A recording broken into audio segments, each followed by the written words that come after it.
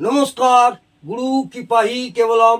আজকের আলোচ্য বিষয় হলো জীবন অত্যন্ত কষ্ট করে প্রতিষ্ঠা পাওয়া, জীবনে স্ট্রাগল করে এবং অত্যন্ত কষ্ট করে প্রতিষ্ঠা পাওয়া।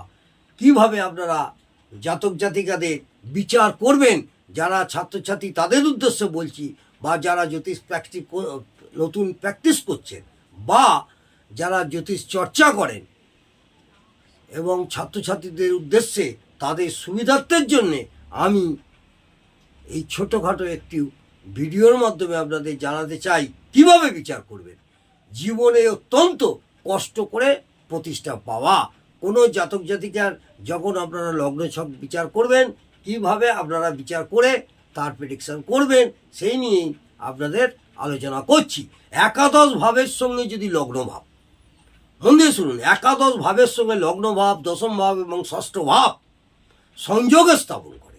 একাদশ ভাবের সঙ্গে লগ্ন ভাব, দশম ভাব এবং ষষ্ঠ ভাবের সংযোগ স্থাপন করে, এবং এই ভাবগুলির সঙ্গে যদি কারক গ্রহ শনির সম্পর্ক স্থাপন হয়, শনি গ্রহের সম্পর্ক স্থাপন হয়, তখন জীবনে অত্যন্ত কষ্ট করে প্রতিষ্ঠা লাভ হয়। কারণ আমি আপনাদের ভেঙে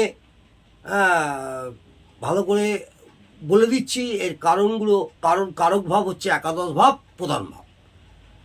কেন শনি সম্পর্ক স্থাপন হলে তখন জীবনে অত্যন্ত কষ্ট হয়, প্রতিষ্ঠা লাভ করতে দেরি হয় বা প্রতিষ্ঠা পায়, সেই নিয়ে আমি আপনাদের সরলীকরণ করছি।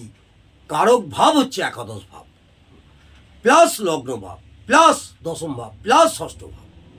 আর কারক গ্রহকে এখানে কারক গ্রহ হচ্ছে শনি গ্রহরাজ।